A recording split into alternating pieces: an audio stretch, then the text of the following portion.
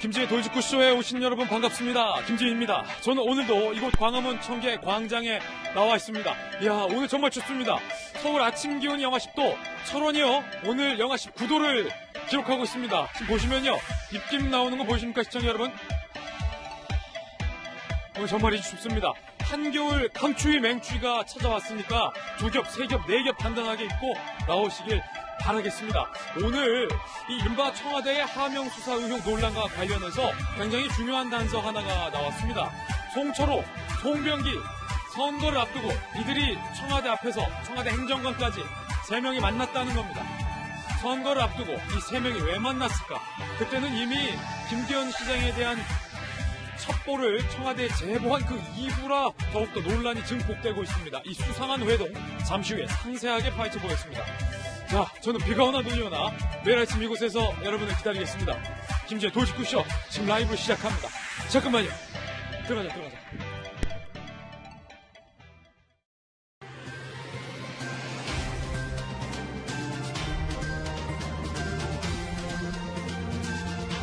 신문 읽어준 남자입니다. 이야, 시청자 여러분, 오늘 정말 춥습니다. 아직도 입이 좀 얼얼합니다. 자, 청와대를 향한 윤석열 총장, 이 검찰의 수사가 굉장히 날카로워지고 있습니다. 그러자 청와대에서는 신임 법무부 장관의 추미애 카드를 꺼내 들었습니다. 조국보다 더 센 카드를 청와대가 꺼내 든 겁니다. 추 장관 내정으로 제일 먼저 어쩌면 검찰에 대한 감찰, 더 나아가 인사권 행사를 할 것이다 라는 얘기가 나오고 있습니다. 오늘 조간신문 이 뉴스로 시작합니다. 동아일보입니다. 추미애, 윤석열 총장과의 호흡에 대해서 기자들에게 질문을 받았는데 나랑 윤 총장이랑 호흡이 무슨 중요하냐? 내가 법무부 장관인데. 이런 식의 발언을 했습니다. 강대강 충돌을 예고하는 대목입니다. 윤 총장과 나의 호흡은 중요하지 않다. 검찰은 법무부의 지휘를 받는다라는 메시지를 분명히 한 것으로 보입니다. 그러면서 추미애 법무부 장관 내정자는요, 문 대통령의 메시지를 너무 잘한다라고 얘기하기까지 했습니다. 검찰 내부에서 그리고 야당에서는 반발하고 있는 대목입니다. 네, 다음 신문입니다. 이번엔 조선일보입니다. 오늘 이 청와대의 하명 의혹과 관련해서 가장 중요한 대목이 보도되고 있습니다. 바로 이겁니다. 송철호, 송병기, 이른바 송송, 작년 초 청와대 인근에서 회동을 했다는 겁니다. 송철호 시장과 송병기 부시장이 선거 전에 왜 청와대 행정관과 청와대 인근에서 만난 겁니까? 더군다나 이 시점은 선거 직전이고, 더군다나 이 시점은 이른바 송병기 부시장이 청와대 문무행정관에게 상대 후보 김기현 후보에 대한 첩보를 제보한 이후입니다. 이 시점이 뭔가 심상치 않습니다. 야당에서는 청와대가 울산 선거에 개입했다는 명백한 증거라고 반발하고 있습니다. 이 관련해서 지금 뉴스 속보가 하나 들어와 있습니다. 검찰이 즉각적으로 송병기 울산경제부시장의 집무실을 현재 압수수색하고 있다는 속보입니다. 어제 이 김기현 첫 제보자로 밝혀진 송병기 부시장이 기자회견했습니다. 선거에 영향을 주려는 것이 아니다 라고 해명을 했지만 검찰이 오늘 바로 압수수색을 하고 있습니다. 잠시 후에 이 뉴스 속보와 관련된 이야기, 그리고 왜 송송 커플이 청와대에서 그 민감한 시기에 만났는지 그 이유에 대해서도 꼼꼼하게 캐물어 보겠습니다. 자, 이번엔 다음 신문입니다. 한국일보입니다. 송병기, 청와대에 첩보를 전달한 것에서 그친 것이 아니라 경찰에까지 출석해서 굉장히 적극적으로 협조했다. 한국일보가 취재를 했습니다.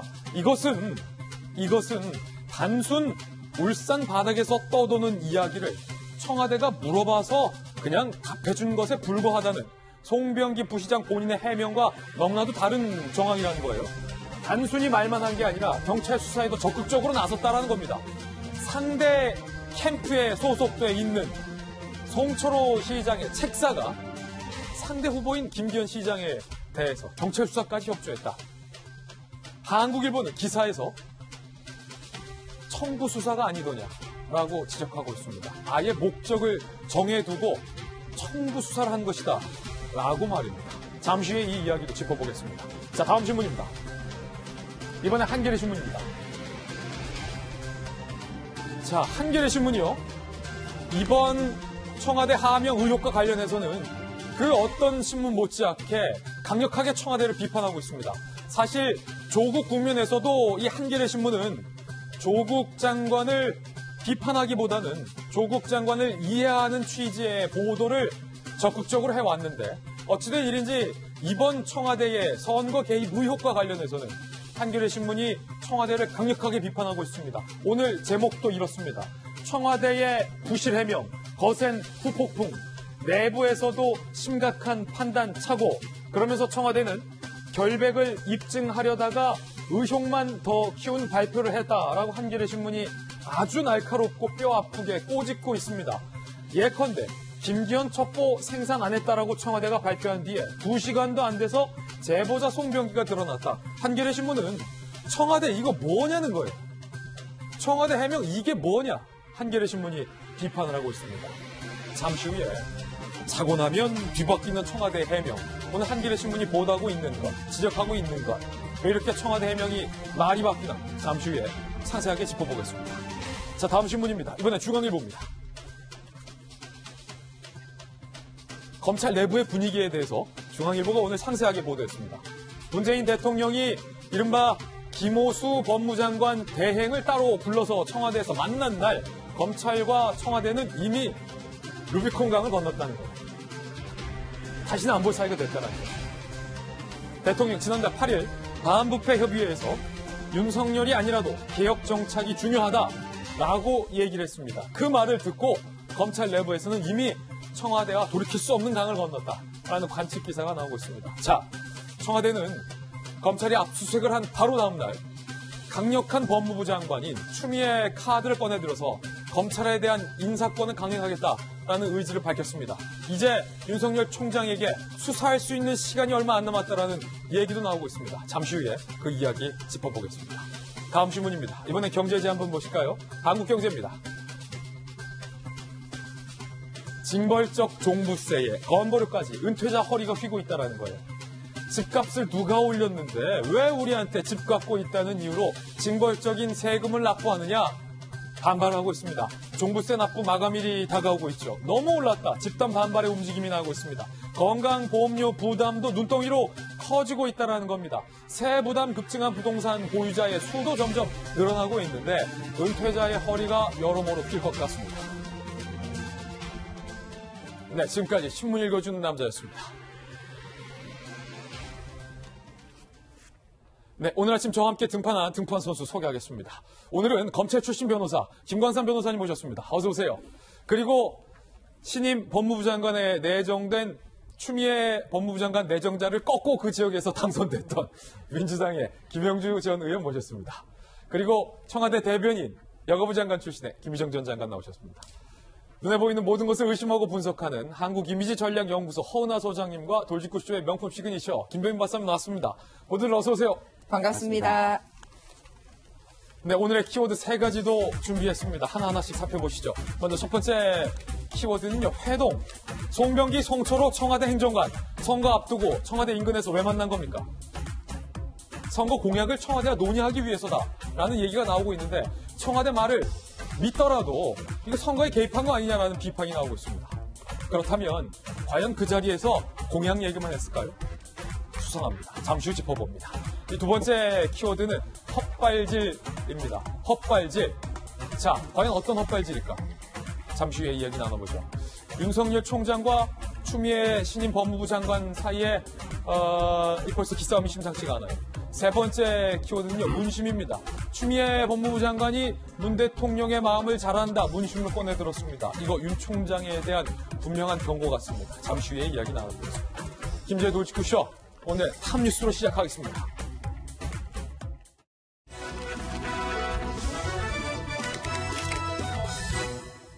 자, 탑뉴스 주제부터 공개하겠습니다. 바로 이겁니다. 주제 제목을 읽어드립니다. 송송 커플은 왜 청와대를 찾았습니까? 송병기, 송철호, 그리고 청와대 행정관. 선거를 앞둔 그 시점에 청와대에서 이 세 사람은 왜 모인 걸까요? 그리고 그 시점은 바로 송병기 부시장이 상대 후보, 야권 정치인 김기현 시장에 대한 첩보를 청와대에 제보한 이후에 모여진 회동이라 심상치가 않다는 지적이 나오고 있습니다. 일단 그 내용부터 살펴보시죠. 왜 만났냐는 거예요. 왜 만났냐? 도대체 왜 만났냐? 2017년 10월이에요. 이는 송초로 캠프 출범 넉 달 전이에요. 청와대 인근에서 수상한 회동이 벌어집니다. 자, 이 회동은 송병기 부시장이 김기현 비리 의혹을 청와대 문 행정관에게 제보하고 석 달 만에 이뤄진 회동입니다. 왜 만나요? 김기현 첩보 주고 석 달 뒤 만났다. 무슨 얘기를 했을까? 송초로 당시 후보와 송병기 최측근과 청와대 행정관 장모 씨, 청와대 앞 식당에서 문 대통령의 공약이었던 울산 공공병원 건립을 논의한 것으로 현재는 표면적으로 나오고 있습니다. 자, 작년 2월 결국 송병기 부시장은 캠프에서 정책팀장을 맡아서 청와대 앞에서 회동했던 것처럼 울산 공공병원 건립 공약을 만들고 송초로 후보자는 선거 때 공공병원을 건립하겠다라고 공약을 제시합니다. 그리고 작년 1월 울산시는 공공병원 유치를 확정 짓게 됩니다. 이 공약은 무려 2,059억 원이 드는 대규모 사업입니다. 자, 선거를 앞두고 송병기, 송초로 청와대 행정관의 이 회동, 야권 일각에서는 눈에 가시 같았던 야권 정치인 김기현에 관한 첩보를 주고 문 대통령의 수건 공약을 송초로 후보가 받아간 것 아니냐, 다시 말해서 청와대가 선거에 개입한 것 아니냐, 야당은 오늘 이렇게 비판을 하고 있습니다. 자, 관련해서 이 송병기 부시장에 대한 압수수색도 현재 진행 중이라는 뉴스 속보도 현재 들어와 있는 상황입니다. 하나하나씩 짚어볼게요. 먼저 김병민 박사님. 네. 송초로, 송병기 청와대 행정관. 안 그래도 청와대가 지금 선거에 개입한 것 아니냐라는 의혹이 거세지고 있는 와중에 선거를 앞두고 특정 캠프 인사들을 청와대가 만났다. 네. 적절합니까? 부적절합니까? 매우 부적절하죠. 왜냐하면 송병기 부시장은 그 전에 이미 청와대에 있는 문무 행정관과 전화 통화를 통해서 관련된 울산에 있는 내용들을 이야기했다는 겁니다. 그 내용은 바로 현직 지방자치단체장이 야당 정치인에 관련된 내용이었고요. 이번에는 또 청와대 행정관을 만나는데 여기에는 앞서 얘기했던 행정관과는 다른 행정관입니다. 정무수석실에 있는 행정관을 만나서 이번에는 지역에 대한 공약들을 바탕으로 이야기를 나눴다고 하는데요. 우리가 선거를 보면 크게 네거티브 선거와 포지티브 선거로 나누지 않습니까? 네거티브 선거는 상대를 어떻게든 못되게 만드는 겁니다. 예. 근데 지금 보고 있는 내용은 송병기 부시장이 언론에 나와 있는 것처럼 그러한 의혹들을 가지고 청와대에 제보하고 그 청와대가 문건을 만들어서 하명 수사해서 김기현 시장을 공격하도록 했다면 이게 네거티브 선거의 전형적인 선거 방식이고 거기에 불법으로 청와대가 개입한 것 아니냐는 의혹을 받을 수 있죠. 자, 일단은 네. 송병기 부시장과 청와대의 관계가 지금 벌써 드러난 것만 해도 김병민 박사님. 네.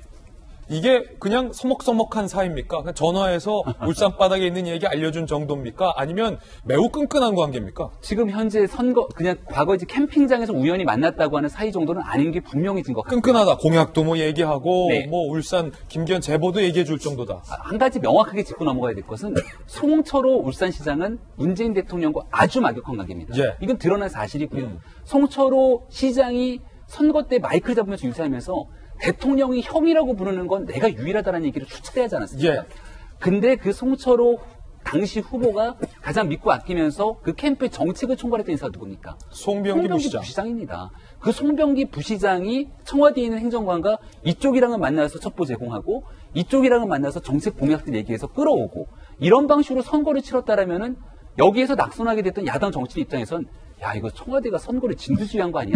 이런 의구심을 가질 수 있는 거잖아요. 청와대가 선거를 진두지휘했다. 그런 방식으로서 깔끔하게 의혹을 해명할 필요가 있기 때문에 지금까지 드러난 정황만으로도 여전히 청와대가 선거를 앞두고 이거 국민들이 납득하기 참 어려운 일들이 벌어진 것 아니냐라고는 의구심을 싣기는 어렵습니다. 자, 지금 오늘 저희가 이 송송 커플이 왜 청와대에서 그때 만났냐, 부적절한 것 아니냐라는 정황을 보도해드리고 있는 와중에 검찰이 굉장히 발빠르게 그 의혹의 핵심, 송병기 부시장의 집무실을 현재 압수수색하고 있다는 거예요. 관련해서는 청와대의 선거 개입 여부를 검찰이 수사하고 있는 와중에 벌어진 압수수색인데, 자, 김광삼 변호사님, 네. 그때의 이 송송 커플의 수상한 회동과 지금 벌어지고 있는 송병기 부시장에 대한 압수수색이 무관치 않아 보여요. 이거 어떤 의미예요? 일단 뭐 검찰이 의혹을 갖고 있는 것 중에 이제 일부가 이제 그 중에 하나가 되겠죠. 그런데 오늘 압수수색은 저는 애정을 하고 있었다 이렇게 봅니다. 그래서 제일 중요한 것은 이 사건의 첩보의 생생이 중요한 거 아니에요? 그럼 생생이 있을 핵심은 누가 쥐고 있어요? 이 송병기 부시장이 쥐고 있단 말이에요. 예. 그래서 근데 지금 청와대의 해명과 송병기 부시장의 말과 지금 다른 면이 계속 나타나고 있어요. 뭐 제보 방법이랄지 아니면 어떻게 만났느냐 이런 것이 완전 틀린 측면이 있는데 이건 결국 송병기 부시장을 압수수색을 하고 조사를 해서 뭘 얻어내는 것가 이 사건이 하명수사냐 아니냐를 결정하는 아주 중요한 그런 증거가 될 수 있다는 거죠. 자, 지금 압수수색, 검찰이 하고 있는 송병기 울산 경제부시장의 압수수색이 하명수사냐 아니냐를 결정적으로 밝혀낼 수 있는 중요한 압수수색이다. 그렇죠. 이제 제가 예측할 수 있는 것은 예. 처음에 어떻게 해서 첩보를 제공하게 됐는가 이 부분이 굉장히 중요하겠죠. 예. 그다음에 첩보 제공 이후에 송병기 부시장이 어떠한 태도와 행동을 했느냐. 예. 사실 이제 압수수색하고 휴대폰을 특히 압수수색을 하면 제보 과정이 다 나올 거예요. 그 제보 과정 다 알 수 있다. 그렇죠. 그다음에 일단 하명이 된 이후에 이제 경찰에서 조사를 받았잖아요. 경찰 조사 받으면서 경찰관들과 어떠한 대화를 나누고 어떻게 서로 의견을 나누었는지. 근데 송병기 부시장이 그렇죠. 그 과정에서 단순히 참고인으로서 어떤 조사를 받다면 상관이 없지만 참고인 조사 받기 전과 후에 있어서 서로의 수사 과정을 서로 공유했다든가 그러면 이건 명백하게 하명수사될 가능성이 크다는 거고요. 이거 다 법원에서 압수수색 영장 발부한 거죠? 그러면 그다음에 두 번째는 뭐냐면 이것은 하명수사 관련된 의혹이 나오기 전의 문제고 하명수사가 의혹이 나온 이후에 어떤 송병기 부시장이 경찰이랄지 아니면 청와대에 어떤 연락을 취한다랄지 서로 의논한 적이 있느냐. 만약 정말 있는데 그 내용 중에서 중요한 부분이 이런 부분에 대해서 우리가 청와대에서 발표할 건데 그 부분에 대해서 확인을 하는 과정에서 어떤 약간의 서로 모의라기보다는 상의를 했다든가 이제 그런 부분이 나오면 하명 수사에 대한 의혹이 더욱더 짙어지고 결국 검찰은 이걸 가지고 결정적인 증거를 쓸 수 있는 그런 상황이기 때문에 결국 송병기 부시장의 사무실에서 어떤 압수수색 결과물이 나오냐에 따라서 이 사건의 어떤 방향이 굉장히 중요하게 결정이 된다 이렇게 볼 수 있는 자, 거죠. 지금 검찰이 하고 있는 압수수색 상당히 중요하다. 검찰 출신이기 때문에 지금 수사의 맥을 짚어주신 거예요. 상당히 중요한 어떤 수사의 맥을 지금 검찰이 짚고 있는 거다. 송병기에 대한 압수수색이 뭔가 트리거건이 나올 수도 있다는 거죠. 라는 의미 들어봤고, 자, 김희정 장관님, 선거를 여러 번 치러보셨잖아요. 장관도 하셨고, 청와대 대변인도 하셨지만, 국회의원, 선거 벌써 많이 해보셨으니까. 네. 자, 보세요. 선거를 앞두고, 청와대는 사실은 공무원이잖아요.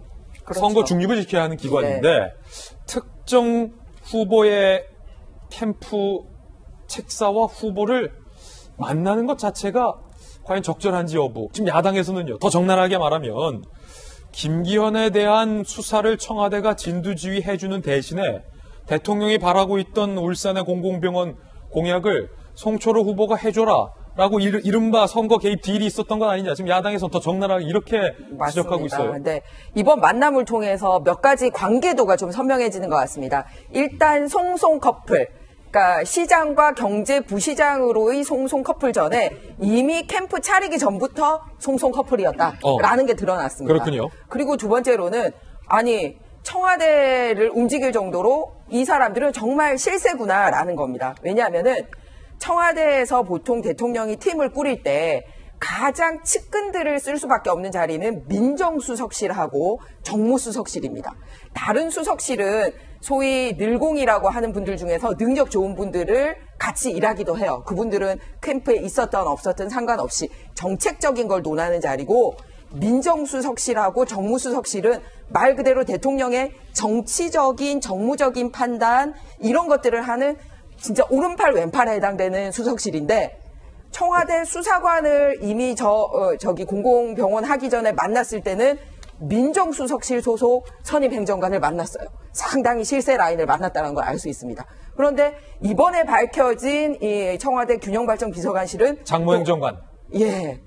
정무수석실입니다. 그러니까 청와대의 대통령의 오른팔 왼팔의 수석실에 선임 행정관들과의 만남을 가졌다는 거예요. 그런 의미가 있는 거군요. 그렇습니다. 그런데다가 그래 여당이니까 우리 여당 프리미엄 좀 공약으로 누리려고 해. 그렇게 해도 청와대 공무원은 만나서는 안 됩니다. 그래요?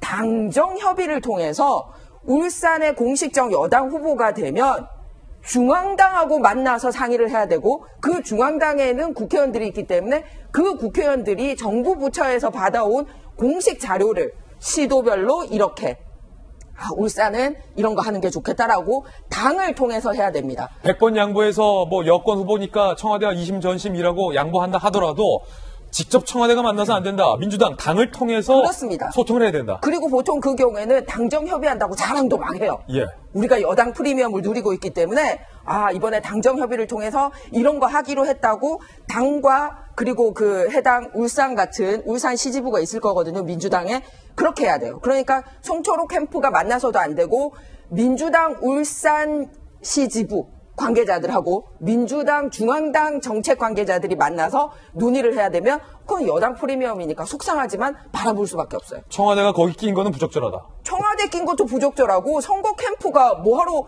거기 직접 합니까? 이거는 명백한 선거 개입이죠. 그러니까 안에서 무슨 얘기를 나눴던 둘째치고라도 민감한 시기에 만난 것 자체가 굉장히 문제예요. 예. 그런데 그 전에 제보까지 한 사람을 만났다? 더 문제라는 거죠. 예.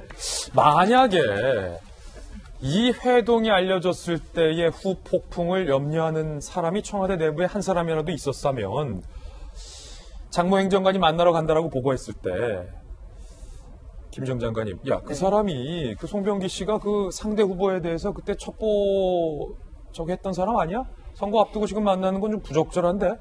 자, 여당 통해서 만나. 직접 가지 마. 라고 보통 판단을 해주는 게 상식 아닙니까? 선거를 앞두고? 그리고 저는 궁금한 게 그때 저 행정관이 출장 품위서를 어떻게 올렸는지도 상당히 궁금해요. 설사 행정관이 나갈 때? 울산시장으로 당선된 팀하고 청와대 정무수석실의 균형비서관이 만날 때도 공식적으로 이러이러 만남한다고 공개적으로 하고 가야 돼요. 그런데 저는 궁금한 게 어제 그 뭐 압수수색이나 임의 제출 때 이런 자료가 있는지 모르겠는데 갔을 때 이러이러한 사람을 만나기 위해서 내가 청와대 자리 비우고 울산에 간다라는 걸 공식화하고 갔는지 그것도 궁금하다라는 거예요. 만약에 그렇게 했다라면 그거를 결재해준 윗선들도 상당히 문제고. 물론 이제 청와대 문제인지. 인근에서 만났지만. 예, 그렇습니다. 인근에서 만났다 하더라도 보세요. 우리가 예. 지난번에 인사 때도 뭐 합참 만나가지고 저 말단 국방비서관실 행정관이 인사하는 거를 본 적이 있지 않습니까? 그러니까 이번 청와대는 주로 청와대 행정관들이 나와서 이렇게 누구 오라가라 청와대 앞에 불러가지고 이렇게 얘기를 하고 있습니까? 그래서 이런 부분도 누구 만났던 어쨌든 자리를 비운 거 아닙니까? 그리고 예. 그 부분에 대한 결과 보고서는 내도록 되어 있어요. 그래서 어떻게 처리했는지. 그 다음에 이 만나는 사람을 얘기했을 때, 제보자고 선거 캠프자인데 만나지 말았어야 되는데 이런 판단을 해준 사람이 한 명도 없었는지 이런 게 국민들은 궁금할 거라 생각합니다. 예, 청와대의 첩보가 이첩될 무렵 여당과 경찰도 움직였다라는 정황도 오늘 새롭게 나왔습니다. 여당, 청와대, 경찰이 한꺼번에 움직였다라는 겁니다. 청와대와 여당, 경찰, 선거 8개월 전부터 김기현 수사 사전 기획 정황이 포착됐다. 한 조간신문은 이렇게 보도하고 있어요. 2017년 말 하나하나씩 보시죠. 문 행정관이 송병기 부시장으로부터 김기현 제보를 받아서 첩보 문건을 청와대에서 만듭니다. 그래서 이첩을 하죠, 경찰로. 그 무렵 민주당은 최고회의에서 김기현 동생 건에 대해서 논의를 했다라는 사실이 알려졌습니다. 당시 민주당 최고회의의 내용은 다음과 같습니다. 임동호 당시 최고위원이요. 박범계 당시 적폐청산위원장에게 아니 당이 울산을 지원 안 한다. 이른바 그 김기현 비위 건을 논의하면서 그래서 박범계 적폐청산위원장이 챙겨보겠다. 참석자는요. 임동호 최고가 김기현 동생 의혹의 문건을 돌렸다. 이게 비슷한 시기라는 거예요. 첩보를 청와대가 만들어서 이첩했던 그 무렵 민주당의 비공식 최고회의에서 같은 내용을 논의했다. 그리고 이 경찰 부분이 좀 논란이 클 것으로 보이는데 경찰은 공식 수사 전에 통신 조회를 했다는 거예요. 야권에서는 황운하 청장이 정식 수사 개시 전부터 김기현 주변의 통화 내역을 뒤졌다.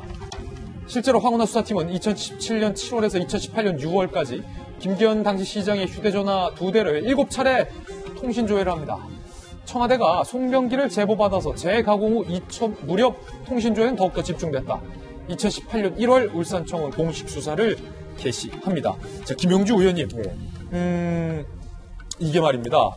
우연이라고는 할 수 있겠습니다만 경찰은 정식 수사 개시 전 이미 김기현 시장을 포함한 주변인들의 통신 기록을 뒤지고 있었고, 청와대에서 첩보 문건을 만들 때쯤 민주당 비고시 최고회의에서도 같은 내용에 대한 대응 방안을 논의했다. 일각에서는 청와대, 여당, 경찰 이거 동시에 움직인 거 아니냐, 뭐 이런 의혹도 제기하고 있어요. 기본적으로 이 일의 시작이 2014년으로 거슬러 올라갑니다. 왜냐하면 그런 건설 관련된 비리가 있었기 때문에 아마 그것이 계속 이렇게 눈둥이처럼 커지면서 이게 굉장히 중요한 그 다음 지방선거에 큰 의제가 될 수 있다고 생각한 것이죠. 그런 것들을 지금 이제 송 부시장의 경우에는 2015년부터 2017년까지 울산발전연구원의 센터장으로 있었거든요. 아마 그걸 잘 알았을 거예요. 그 전에 교통건설국장을 했기 때문에 이제 그런 사람이 민간인 자격으로 전체적으로 이 판을 이끌어가는 데 있어서 그런 것을 고민할 수 있죠. 그런데 아까 말한 김 장관 말한 것 중에서는 민정수석실하고 정무수석실이 항상 논의를 할 수 없는 테이블이기 때문에 각각 다르다는 게 하나 있었고, 아마 이 소위 논점이 되는 송 부시장이 그런 걸 하나하나 다 관리했을 가능성이 저는 있다고 봐요. 그렇군요. 그러나 각 수석실별로 그걸 다 알아볼 수는 없을 거고,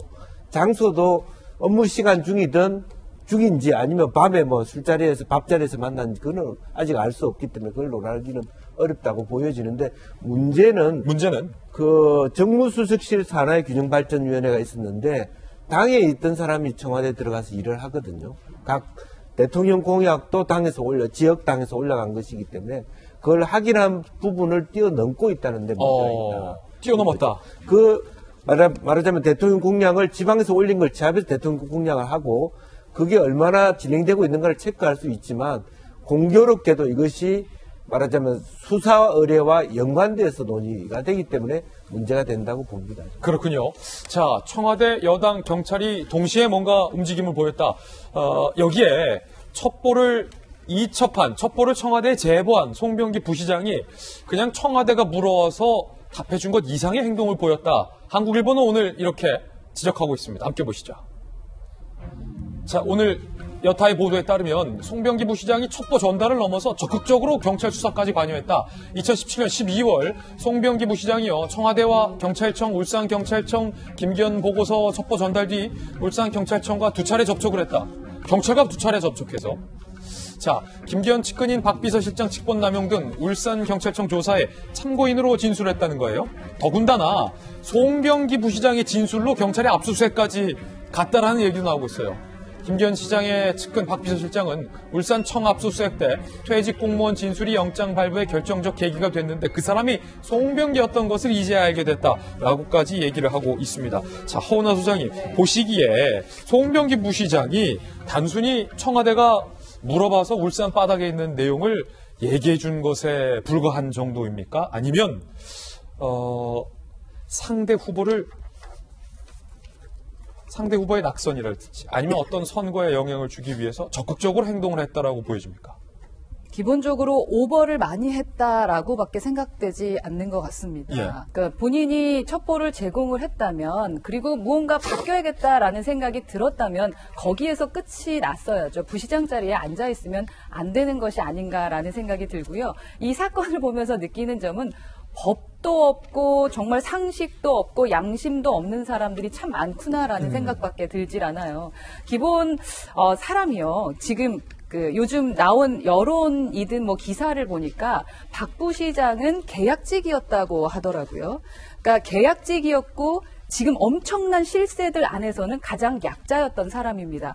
그 약자가 계약직으로서 내가 이 일이 끝나고 나면 할 일이 없으니까 다음 시장에서 같이 일을 하게 되면서 뭔가 밥벌이를 해야겠다고 생각할 수 있었지 않았을까? 그 사람의 입장에서 생각을 해보는 겁니다. 그런 입장에서 막 오버를 한다면 법적으로 문제가 있고 상식적으로 문제가 있는 윗사람, 청와대의 실세들은 그만해라, 여기까지 해도 충분하다, 네 마음을 알았다 멈추게 했었어야 됩니다. 청와대가 제동을 걸었어야 했다. 네, 그렇지 않고 지금 와서 끝까지 자신의 일자리와 어쩌면 자신의 밥벌이를 위해서 애썼던, 그죠? 오버했던 그 사람이 그냥 그렇게 뛰어다니게 놔뒀더라는 거거든요. 그래서 아는 사람이 지켜주지 않았던 거에도 조금 화가 나는 부분이 있는 것 같습니다. 네. 뭔가 오버하지 말아야 되고요. 그리고 진짜로 불의를 못 참겠다 싶었으면 그냥 제보로서 끝나야 될 것 같습니다. 자리까지 생각하는 것 또한 큰 오버였다고 생각합니다. 예. 자, 허은하 소장님의 물론 개인적 견해지만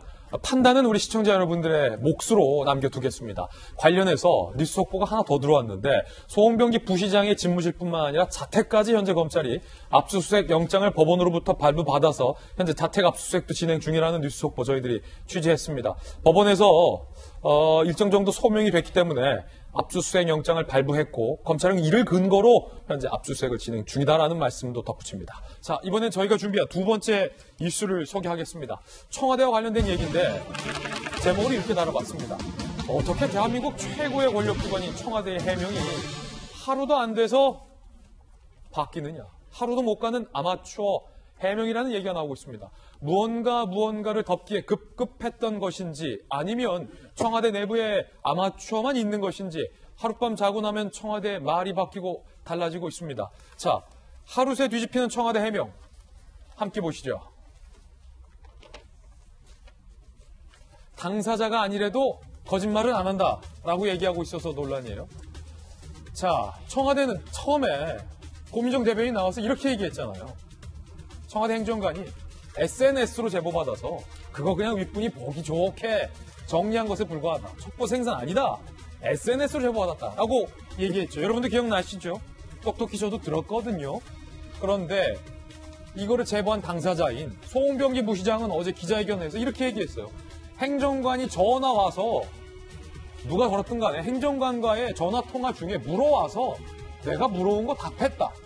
통화로 전달했다. 자, 그럼 청와대는 SNS로 뭘 받은 거예요? 자, 청와대는 통화한 사실을 왜 감춘 거예요? 라는 의문이 들 수밖에 없습니다. 청와대가 거짓말을 하고 있는 겁니까? 송병기 부시장이 지금 거짓말을 하고 있는 겁니까? 묻지 않을 수 없습니다. 자, 두 번째 청와대 해명. 청와대는요, 이 송병기 부시장과의 만남과 관련해서 우연히 캠핑장에서 만난 그라고 표현했습니다. 그런데 송병기 부시장은요, 사업하는 친구 소개로 문무행정관을 만났다고 했습니다. 자, 우연히 캠핑장에서 만난 겁니까? 사업하는 친구 소개로 만난 겁니까? 아니면 사업하는 친구와 문무행정관과 송병기 부시장이 우연히 다 캠핑장에서 만난 겁니까? 좀 정확하게 해주시기 바랍니다. 어떻게 청와대 해명 하룻밤 뒤에 송병기 부시장의 해명 이렇게 다릅니까? 청와대가 거짓말하는 겁니까? 송병기 부시장이 지금 거짓말하고 있는 겁니까? 자, 세 번째 해명. 청와대는요, 제보자는 공무원이다. 정당 소속이 아니다. 라고 얘기를 했습니다. 그런데 송병기 부시장은 당시 송초로 캠프 핵심 관계자였습니다. 말장난이라는 얘기가 나오고 있습니다. 이렇게 청와대 해명이 건건이 다른데도 어제 윤도한 국민소통 수석까지 나와서 이렇게 얘기했어요. 문 대통령의 청와대는 거짓을 사실처럼 발표하지 않는다. 문재인의 청와대는 거짓을 사실처럼 발표하지 않는다. 이렇게 얘기를 했다라는 겁니다. 송병기 부시장의 이야기 한번 들어보고 이 이야기 나눠보겠습니다. 2017년 하반기쯤으로 기억되며 총리실 모 행정관과 안부 통화를 하던 중 울산시 전반에 대한 얘기를 나누다가 시중에 떠도는 김경시장 측근 비리가 언론과 시중에 많이 떠돈다는 일반화된 내용 중심으로 이야기를 나누었습니다. 울산 시민 대부분에 다 알려져 있는 상태였습니다. 자, 송병기 시장 얘기했듯이 청와대 행정관과 전화통화 중에 청와대가 먼저 물어와서 내가 뭐 울산시장 바닥에 있는 얘기하던 중에 김기현 비위 의혹까지 얘기했다. 라고 지금 송병기 시장이 분명하게 얘기했잖아요. 김 장관이 그런데 청와대에서는 분명히 SNS를 통해서 캠핑장에서 우연히 만난 그의 SNS를 통해서 제보를 받았다라고 했거든요. 지금 누가 사실을 얘기하고 있는 거죠? 바꿔 말하면 누가 거짓을 하고 있는 거죠? 일단 뭐 언론 취재에 의해서 뭐 밝혀지거나 한 게 아니라 공식적으로 본인들이 나와서 브리핑을 하고 있는 거예요. 당사자들이. 예, 청와대도 청와대 대변인과 어제는 이제 국민소통 수석까지 나와서 어쨌든 공식 브리핑을 한 내용이고요. 그리고 또 송 부시장도 부시장 자격을 가지고 공식적으로 카메라 앞에 나와서 국민들에게 브리핑을 할 내용입니다. 당사자들이에요. 왜? 그러니까 뭐 우리가 해석을 하고 말고 할 필요가 없이 그냥 본인들이 국민들한테 하고 있는 얘기 그대로. 자체가 그대로 다르다라는 거를 알 수가 있습니다. 그런데 가장 앞거는 어제 이 전체 일일이 다 다름에도 불구하고 정리를 해주기 위해서 마지막 등판한 선수가 국민소통 수석이었잖아요. 그런데 거기가 완전 최정점을 찍었습니다. 왜요? 우리는 거짓말을 하지 않는다고. 문재인의 청와대는 네. 거짓을 사실처럼 얘기하지 않는다. 네. 그런데 그 청와대에서 거짓말하는 사람 찾아내고 벌 주고 징계해야 되는 자리가 어디냐면 청와대 민정수석실이에요. 거기에 대한민국 최고의 거짓말쟁이가 지금까지 청와대 민정수석실에 민정수석하고 있었는데 뭘 청와대가 거짓말을 안 한다라고 얘기를 하면 그거를 듣고 국민들이 어떻게 생각을 하겠습니까? 물론 뭐 수사 결과, 재판 결과는 나봐야겠지만. 아니, 어쨌든. 그렇죠. 그런데 거짓말이 하나도 없는 건 아니잖아요. 거짓말이 몇 개냐의 문제고 얼마나 거짓말의 농도가 짙고 법적 위반이 있느냐는 검찰 수사로 나와야 되겠지만 어쨌든 거짓말쟁이 잡아내는 자리에 최고의 거짓말쟁이를 임명하고 있었던 게 지금의 청와대인데 우리는 거짓말 안 한다? 그동안 있었던 것도 얘기해 볼까요? 환경부 블랙리스트도 체크리스트다. 라고 이렇게 얘기하고 우리는 사찰 DNA가 없다라고 얘기를 했는데 알고 보니 청와대 행정관들이 내려가가지고 이렇게 그 상대해서는 안 되는 지자체 장들 뒷공문이 이렇게 캐고 다니고 이런 것만 해도 이미 거짓말이 나왔는데 이렇게 돼버리면 개인의 거짓말이 아니라 거짓 정권이 돼버리는 거예요. 그러니까 수습이 안 되고 나오면 나올수록 자꾸 혹이 하나씩 더 붙는 거예요. 어제까지 혹이 하나였다가 윤조한 수석 나오고 나서 혹이 두 개가 돼버리는 이런 상황이에요. 그러니까 더군다나 하명 수사라는 거를 그 송 부시장에게 들을 수 있는 게 뭐냐면 얘기를 듣고 들은 다음에 SNS를 보냈을 수는 있어요. 예. 전화로 듣고. 예. 하지만 전화로 듣고 SNS로 보냈다? 하명 받고 보냈다? 이게 하명 수사 아닙니까? 만약에 저 두 사람의 말이 둘 다 사실이라고 하더라도 네. 통화하고 전화 듣고 네. SNS로 보내서 그거를 문서로 만들었다면 이게 하명이다. 그렇죠. 그리고 또 하나 더 있습니다. 정당 소속이냐 물었더니 뭐 공무원이다라고 그랬는데 그때 공무원 아니고 이미 나와서 민간 캠프에 있었다라는 게 밝혀지고 있는데 전직 공무원인 거하고 지금 공무원인 거하고 다르거든요. 그래서 그 부분도 문제가 되가 얘기를 했고요. 그다음에 왜 안 밝혔냐 그랬더니 뭐라 그랬냐면 무슨 법 위반이 있는 것처럼 얘기했어요. 저는 청와대 수석님께 묻고 싶습니다. 무슨 법 위반이에요? 무슨 법 위반이에요? 그리고 법 위반이 만약에 예를 들어서 본인 동의를 얻어야 되는 뭐 이런 법안 있지도 않지만 했다면 송 부시장한테 당신 밝히고 싶은데 청와대가 밝히고 싶은데 하고 물어봤는데 송 부시장이 거절을 한 겁니까? 그래놓고 본인은 나와가지고 인터뷰를 합니까? 본인 얼굴을 이렇게 드러내고. 그러니까 제가 보기에는 아예 밝힐 의도도 없었기 때문에 당사자에게 물어보는 일조차 하지 않고 저런 식으로 발표하지 않았나 그런 생각이 들기 때문에 하나라도 진실을 말한 게 있었으면 좋겠어요. 조목조목 부딪히니까 참 한 구정도 똑같은 게 없잖아요. 지금 예. 누가도 다르고 어디서도 다르고 왜도 다르고 다 다르지 않습니까? 일치하는 거 하나라도 얘기했으면 좋겠어요. 자, 상황이 이런 마당에 청와대와 당사자의 해명이 지금 각각 다 다른 와중에 검찰은 일단 당사자 중 한 명에 대해서 강도 높은 수사를 벌이고 있습니다. 청와대를 향하는 검찰의 빠른 움직임 함께 보시죠. 자, 검찰의 수사 내용 보세요. 첩보 작성 행정관을 소환 조사했다는 거예요. 오늘 아침은 조금 전 저희 뉴스 속보 전해드렸듯이 첩보를 제보한 송병기 부시장의 자택과 집무실을 압수수색했고 어제 검찰은 김기현 비리 의혹 보고서를 송병기 부시장과 통화해서 만든 문 행정관을 소환 조사했다는 겁니다. 그 보고서 어떻게 작성했는지 경위, 백원호 당시 비서관에게 공문 처리 안 하고 전달한 경위, 김기현 낙선이 첩보를 만든 목적이었는지 여부, 조국 당시 민정수석이 보고했는지 여부 등등을 알아보기 위해서 지금 소환 조사를 하고 있다는 겁니다. 김가선 변호사님. 아까 이제 제가 이제 송병기 부시장이 굉장히 중요하다고 했는데 그와 못지않게 중요한 사람이 바로 저 첩보 보고서를 만든 문 행정관이라고 볼 수 있어요. 그런데 방금 우리가 SNS를 제보를 받았는지 전화를 받았는지 이 부분을 한번 제가 얘기를 한번 예. 하자면 일단 만약에 이제 청와대 말대로 SNS로 제보를 받았다고 해봐요. 근데 공공기관이 SNS를 제보를 받습니까? 근데 SNS 제보를 받은 걸 보니까 이건 선출직 지방자치단체장에 대한 비리예요. 그러면 이건 우리의 직무 범위가 아니다.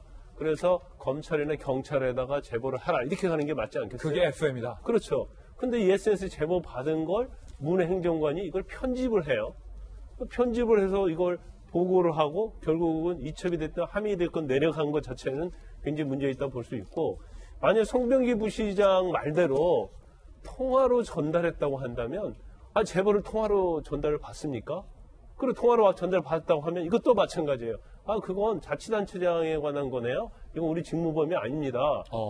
그렇게 하고 거기서 끊어야죠. 이래도 저래도 부적절. 근데 그 통화 받은 걸 편집을 해서 이걸 일부러 만들어서 이첩을 했다? 이거 사실 이건 청와대 해명과 좀 맞지 않다고 보고, 그 다음에 제일 중요한 부분이 하나가, 이제 처음에 지금 경찰서 얘기하는 것 중에 하나가 이전부터 수사를 해왔다는 거기 때문에 문제가 없다는 취지로 얘기하잖아요. 수사의 연장선상에 있었다고 하는데, 그러면 제가 볼 때는 아마 수사가 좀 길어졌던 이유가 혐의를 잘 못 잡았던 것 같습니다. 그런데 만약에 청와대에서 첩보 문건을 이첩했던 함행했던 간에 그걸 받은 순간부터 적극적으로 수사가 이루어졌다고 한다면 이건 함행 수사가 될 수 있는 거죠. 그리고 더군다나 선거에 결정적인 영향을 미치게 되는 것이 선거 몇 달 전에 했던 압수수색 아니에요? 근데 압수수색을 하게 된 진술자의 근거가 바로 재벌했던 사람의 어떤 진술. 예.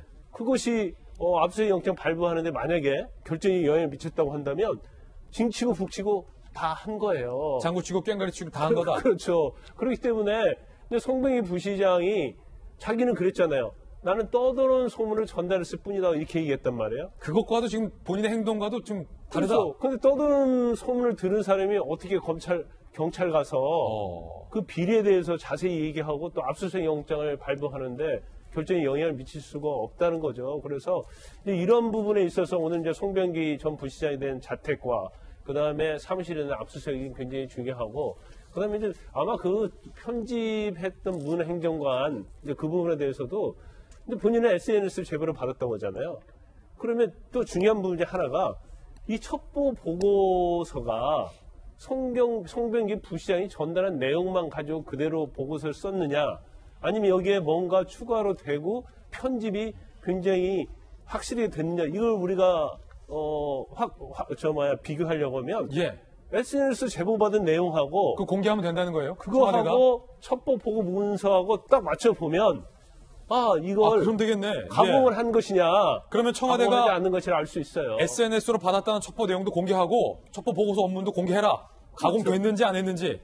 그러면 간단해진다. 네네, 문행정관을 조사하면서 그러네. 아마 그럴 거예요. 예. SNS에 제보 받았다고 한다면 제보받은 내용 핸드폰에 공개해라. 있던 내용 보자. 그래서 첩보 보고 문건, 편집한 첩보 보고 문건하고 비교를 해버리면 그러면 명쾌해진다. 그렇죠. 이거 아주 명쾌해지는 거예요. 청와대 말이 옳은지 그렇지 않은지 아주 그러네요. 명확하게 드러날 가능성이 크다는 거죠. 자, 그럼 김영주 의원님. 네. 이 질문에 대한 답을 해주실 분은 김영주 의원님밖에 없어요. 왜 이렇게 청와대가 하룻밤 자고 나면 달라질 해명들을 하는지, 그러면서 합리적인 의문을 제기하는 국민들과 언론의 의문에 대해서는 윤두한 소속이 윽박지르면서 해명이 아닌 문재인 청와대는 거짓말하지 않는다라는 시적인 멘트만 하는지, 그게 궁금합니다. 거짓을 사실처럼 발표하지 않는다 말도 참 소통이 어렵게 얘기해요. 예, 소통이 안 된다 일단. 그러니까 자기의 발표를 믿어달라 쉽게 이런 얘기인데요. 그렇지만 어쨌든 우리가 믿을 수 없는 게 그 발표의 허점이 자꾸 생기니까 예. 이것을 하나의 크게 두 가지 방향으로 봐야 되지 않습니까? 좀 심하게 얘기하면 국민소통수석실 또 정무나 또 대변인실 자체가 역량을 충분히 활용을 하지 못하고 있다. 소통실 대변인 다 제 역할 못하고 있다. 예, 그런 부분이 하나가 있고, 두 번째는 정부가 정말로 정반대에는 밝힐 수 없는 부분을 거짓말을 할 수밖에 없는 부분이 있는 거 아니냐, 이런 것도 들어와 있는 것이거든요. 예. 그랬을 때 실제로 보면 본인은 그러면 공무원이었지만 정당 소속은 아니다. 캠프 관계자지만 정당 소속은 아니다. 그렇게 얘기는 많은데요.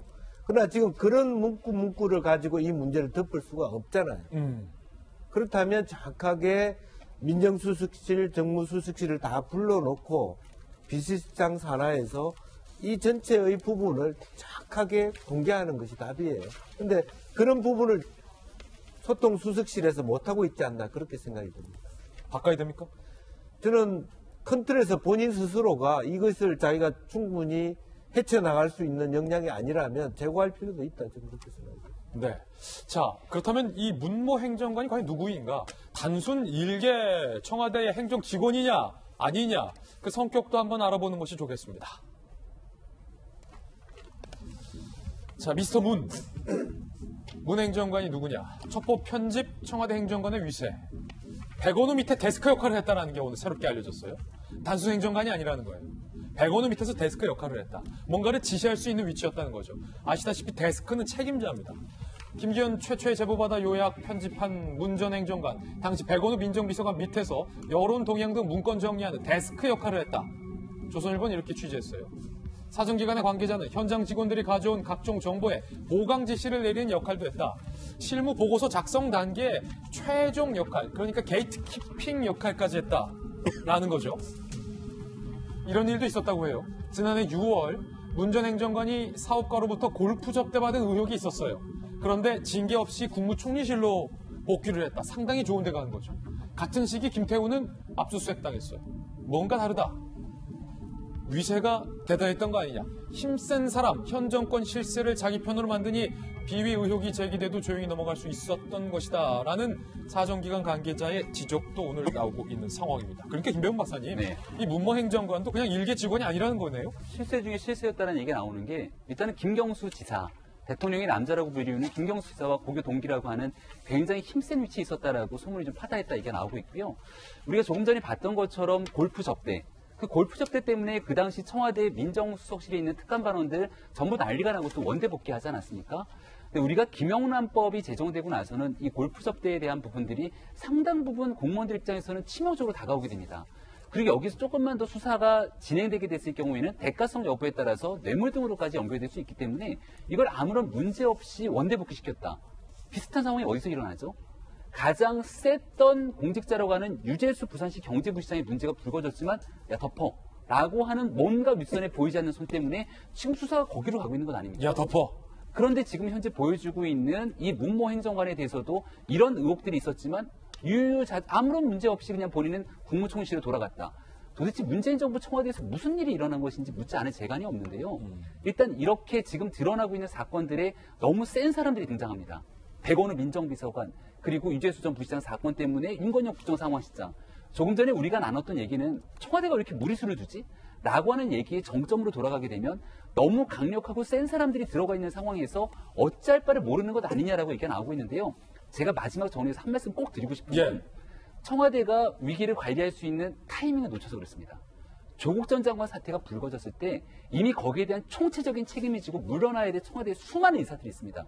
조국 전 장관 사태 터지고 청와대 무슨 인사 나간 거 보셨어요? 없었죠. 비서실장부터 정무수석, 기타 등등 관련된 모든 사람들에 대한 전면 개편으로 새로운 청와대를 쇄신해야 된다는 목소리가 굉장히 많은 부분 나왔지만 결국은 총선으로 가겠다라고 얘기했던 부분 때문에 지금 곪고 골문 게 막 터져나오는 겁니다. 지금이라도 문재인 정부 청와대는 거짓말 뭐 이런 거 하지 않는다는 얘기를 할 것이 아니라 어디서부터 문제인지 아무리 핵심적인 측근이 여기에 걸려있더라도 분명하고 명명백백하게 진실을 국민에게 알리겠다. 그리고 나와 가장 가까운 사람이라도 전면 교체할 수 있는 의지를 대통령이 보여줄 때 국민은 다시 문재인 정부를 신뢰하고 여기에 대한 위기를 극복할 수 있을 거라고 생각합니다. 예. 자, 이번에는 세 번째 주제를 공개하겠습니다. 청와대를 향한 검찰의 강력 높은 수사, 청와대의 반격 카드는 덧센 법무부 장관, 추다르크 카드였습니다.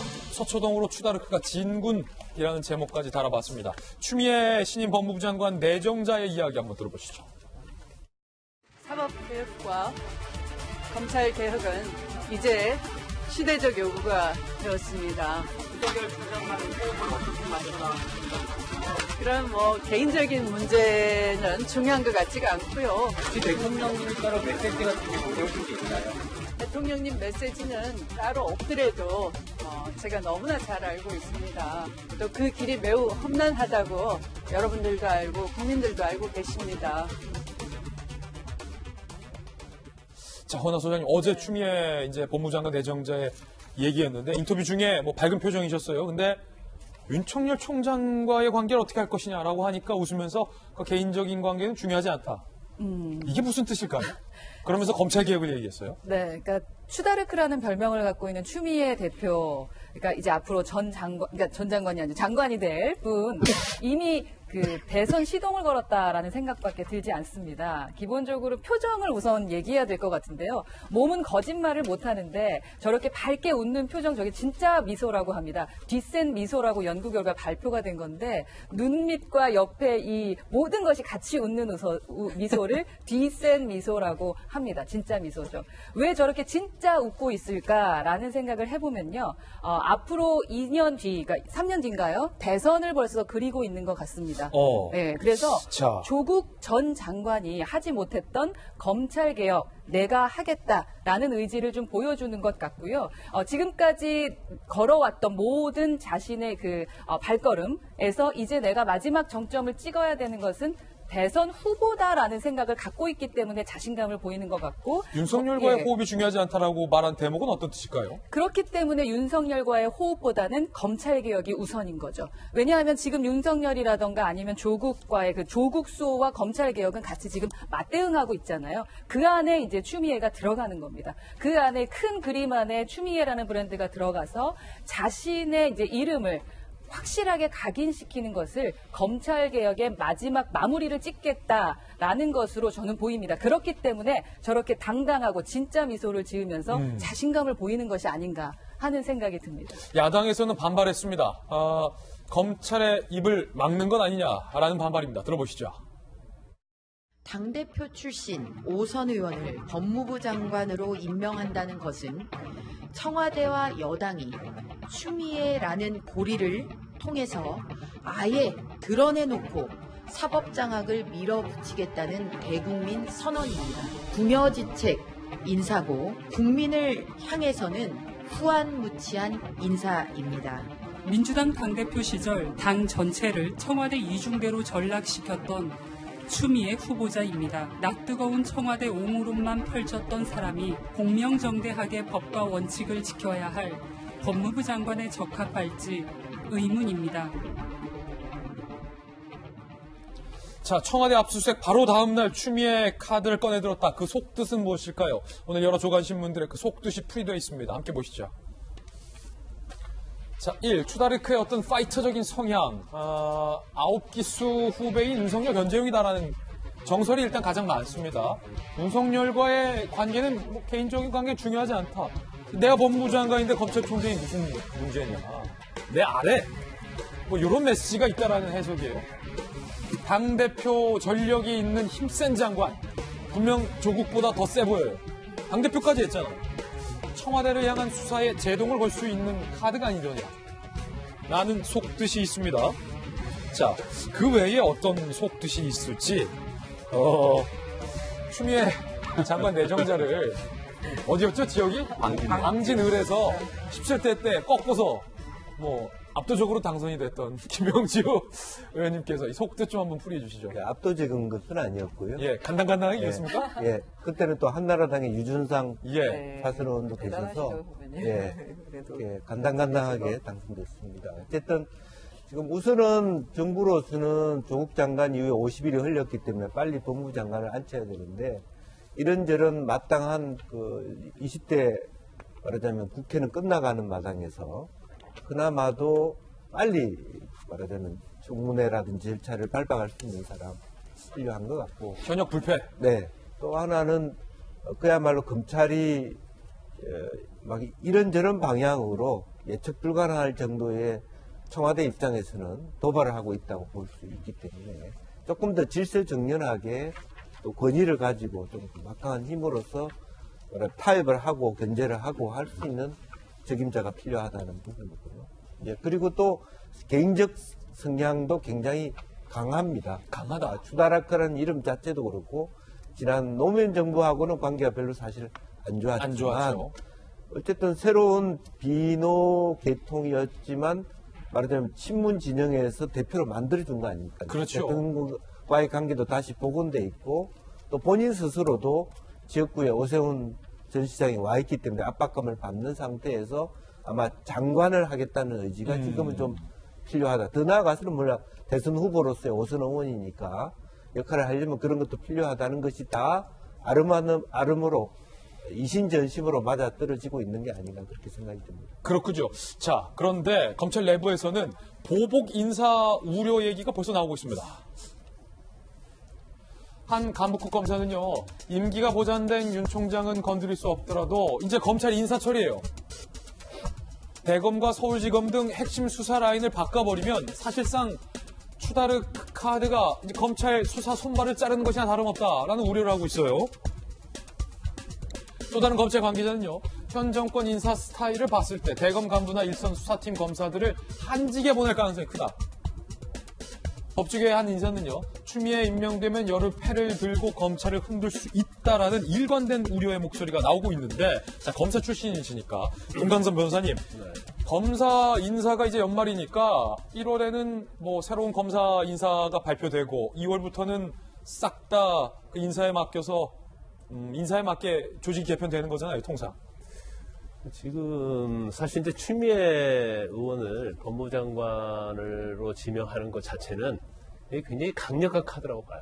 강력한 네. 검찰 입장에서는 굉장히 강력한. 제가 볼 때는 엄청난 카드라고 봅니다. 왜요? 왜냐면 일단 추미애 의원이 굉장히 우리 이제 별명이 추다르크라고 얘기하듯이 굉장히 본인이 강성적인 측면이 있기 때문에 경우에 따라 이제 강대강으로 갈 수 있고, 사실 이제 정치하는 과정도 보면 뭐 대표 있을 때도 마찬가지고 의원했을 때 보면 본인의 개성이 엄청나게 강해요.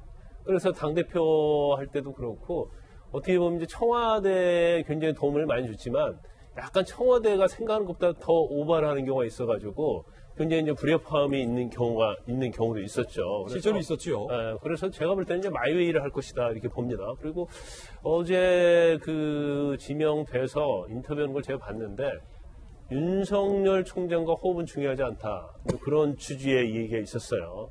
그것은 내가 마이웨이로 가겠다는 거고, 또 하나는 또 문재인 대통령의 제안이라는 그런 얘기를 했어요. 그러니까 본인이 장관이면 대통령의 지휘를 받고 내각의 일원인데 이제 제안으로 그 얘기를 하더라고요. 근데 그것은 문 대통령과 관계에 있어서도 내가 청와대에서 물론 뭐 원하는 거 할 수도 있지만 나대로 뭘 하겠다는 그런 메시지를 전달하는 걸로 보고 있어요. 그래서 아마 이제 제가 예측하기로는 일단 윤석열 총장도 그걸 다 알고 있을 겁니다. 그래서 지금 수사가 계속 많은 시간을 끌 수 있는 건 아니에요. 이제 시간이 없어요. 왜냐하면 검찰 인사가 곧 있잖아요.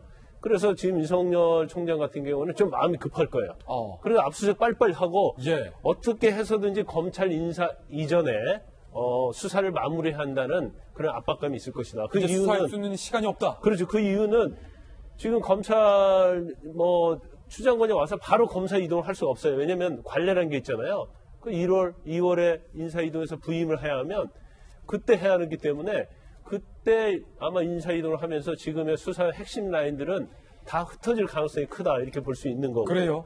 또 하나는 일단 그 전에 추미애 의원이 이제 법무장관 임명이 될 가능성이 높겠죠. 그래서 청문회 통해서 임명이 되면 아마 가장 먼저 할 수 있는 것이 법무부에서 하는 감찰이에요. 그러면 지금 수사하고 있는 거에 대해서 감찰이 시작되면 사실 이제 수사하는 데 있어서 굉장히 사기가 저하될 뿐만 아니라 검사들이 굉장히 어려움을 좀 겪을 수가 있습니다. 그래서 일단 추미애 의원이 이제 장관이 지명되고 나면 어떠한 행보를 할 것인지. 근데 저는 경우에 따라서는 또 이럴 수 있다고 봐요. 본인이 굉장히 개성이 강하기 때문에 꼭 청와대가 원하는 방향으로 안 갈 수도 있다.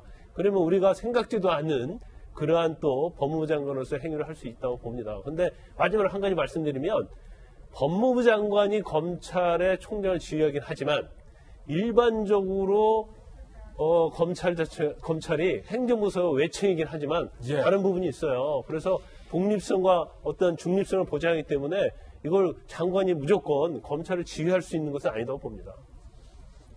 윤석열 총장이 시간이 없다. 검사 인사카드 분명히 꺼낼 거다. 라는 우려예요. 실제 검찰 내부에서요. 네, 실제로 검사장 6명을 포함해서 인사에 관여할 가능성이 굉장히 큽니다. 근데 한 가지 이제 짚고 넘어가야 될 부분이 있는데 추미애 장관 후보자님 5선 지역구로는 5선 한 여성 국회의원 중에 유일합니다. 그러니까 대단하신 거죠. 그렇다면 떨어져 본 적도 있고 우리 김영주 선배한테 떨어졌었는데 이렇게 다시 돌아오는데 힘들게 돌아오고 했기 때문에 누구보다도 국민의 뜻을 잘 아는 분이에요. 그러니까 만약에 그냥 검찰 출신이 법무부 장관 됐으면 할 법한 메시지를 한 게 좀 의외예요. 뭐냐면 일성이 대통령의 뜻을 잘 알고 있다라고 얘기를 했어요.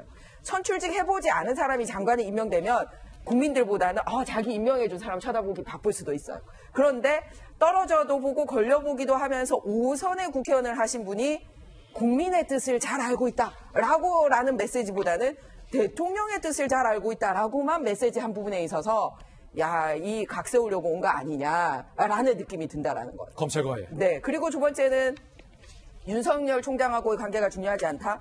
그러면은 윤석열 개인을 찍어서 얘기하는 것보다 검찰과의 원만하게 자기가 법무부 수장으로서 뭐를 해나겠다라는 그런 비전을 밝히지 못했다라는 거예요. 그리고 아쉽고 또 하나는 5선의 국회의원이 됐으면은 뭐를 보냐면 그동안 국회에서 어떤 법안들을 대표 발의를 했는지를 봐야 돼요.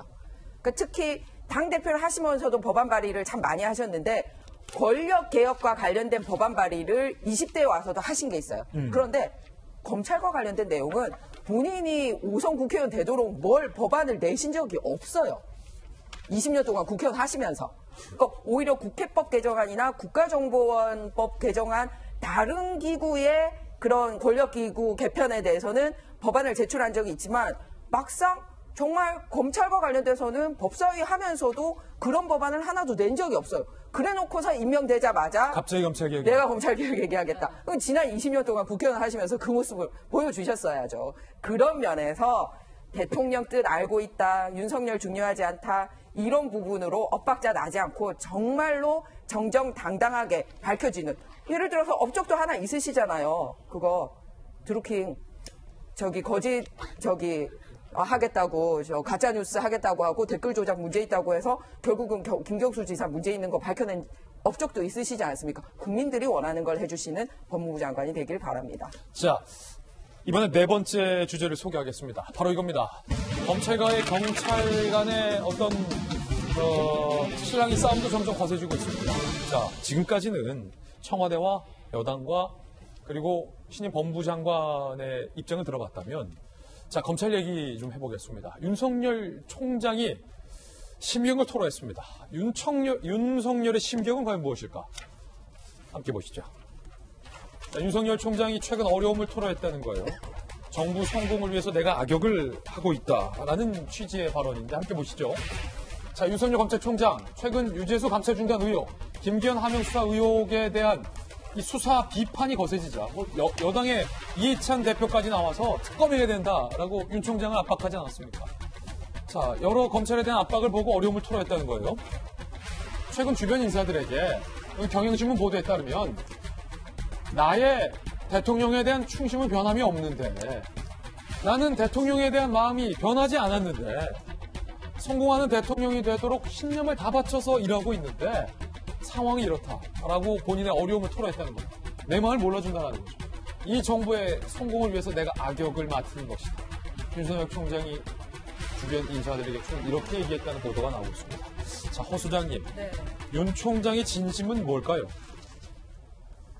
저 말한 게 진심이라고 생각하면 될 것 같아요. 그래요? 우선은 자신을 이렇게 인사해 주신 분이잖아요. 그렇기 때문에 은혜를 갖고 싶다는 생각이 있었을 겁니다. 그래서 주변에 그 나쁜 사람들, 법을 지키지 않는 사람들, 윤석열의 눈으로 봤을 때 정당하지 않은 사람들을 걸러내야 된다. 라는 생각을 했었을 거라고 저는 대통령 생각합니다. 주변에 네. 뭔가 불법적인 사람들은 내가 걸러내야 된다. 그렇죠. 그래서 지난번 박근혜 정부 때 있었던 그 슬픈, 국민들을 슬프게 했던 그러한 일이 다시는 일어나면 안 된다. 이런 마음에서 윤석열 총장이 지금 진심의 어린 마음을 얘기하는 것이 아닌가 싶습니다. 그런데 털다 보니까 내가 진짜 아꼈고 나를 챙겨줘서 진심으로 아꼈던 그 윗분이 지금 상처를 받는 건가? 라는 생각이 조금 드는 것 같아요. 윤 총장이? 네, 그래서 주변 사람들이 지금 제대로 가야 한다라는 얘기를 하는 것 같은데요.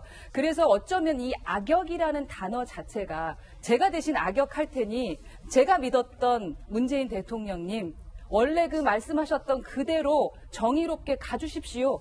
라고 말씀하시는 것이 아닌가 싶습니다. 예. 그래서 저는 저 워드 그냥 그대로를 받아들이고 지금 그래서 대한민국의 대통령은 무엇입니까? 우리나라 국민을 이끌어가는 사람이잖아요. 이 국민이 잘 되게 하기 위해서 그 자리에 있는 거라고 믿기 때문에 윤석열 총장은 저렇게 진심 어린 이야기를 하는 것이 아닌가 싶습니다. 김배현 박사님, 네. 윤 총장의 이 심경대로라면 나는 대통령을 향해서 마음이 변치 않았는데 대통령 주변에 있는 사람들이 나와 대통령의 사이를 지금 이간질하고 있다라고 생각할 거고 이해찬 대표가 왜 내 마음을 이렇게 몰라주나 청와대 고민정대회인 윤도한 수석이 왜 이렇게 내 마음을 몰라주나 라고 좀 오히려 윤 총장이 더 서운해한다라는 얘기네요.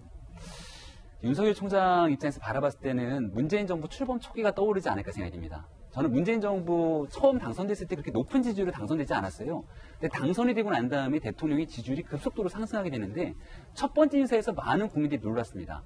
박근혜 정부 시절에 살아있는 권력에 손을 댔다가 한직으로 물러나게 된 윤석열 검사를 서울중앙지검장에 임명하게 되고 박근혜 정부 시절에 나쁜 사람으로 불렸던 노태강 국장을 문체부 차관으로 임명합니다.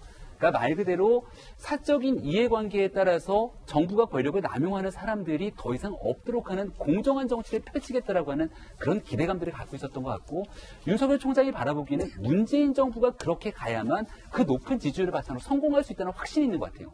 근데 지금 윤석열 총장이 수사하고 있는 게 뭡니까?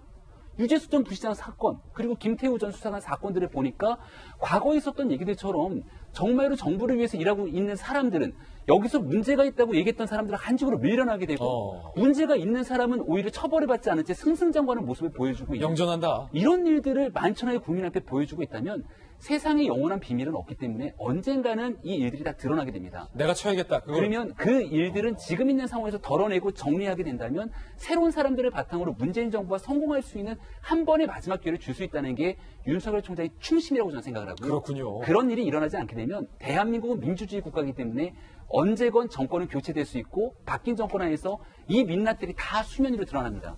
그때 가서는 도저히 막을 길이 없다라고 하는 것이 윤석열 총장의 충심일 거라 저는 생각하는데 이 내용을 우리 문재인 대통령도 한 번쯤은 곱씹어 새겨 듣는 것이 어떨까라는 생각이 듭니다. 네, 그런가 하면 경찰이 최근 검찰이 입수한 고인이 된 고인의 휴대전화를 다시 가져오겠다라면서 압수수색 영장을 경찰이 다시 청구하는 총극이 벌어졌습니다. 그 결과 어떻게 됐을까요?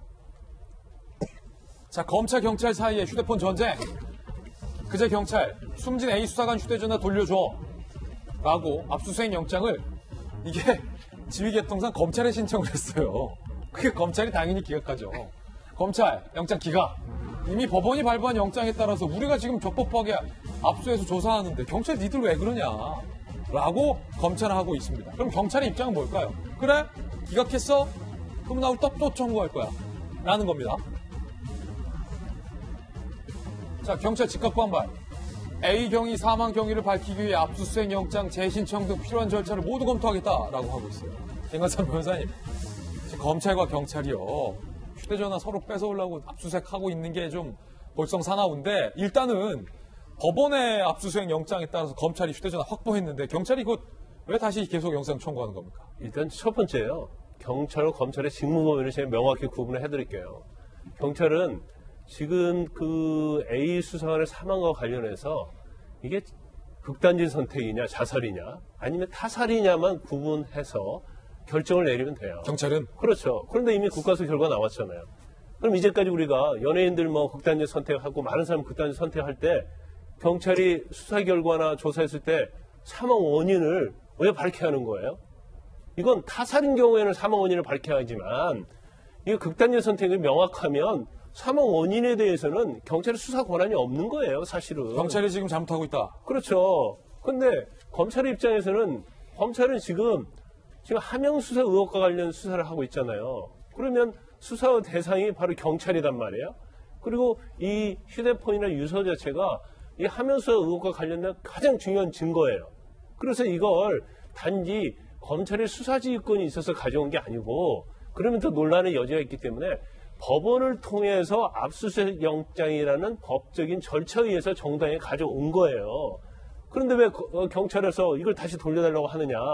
근데 이 부분에서 검찰에서는 그러면 우리가 이걸 분석을 해봐서 사망 원인과 관련된 부분에 대해서는 공유할 수 있다 이렇게 얘기를 하고 있잖아요.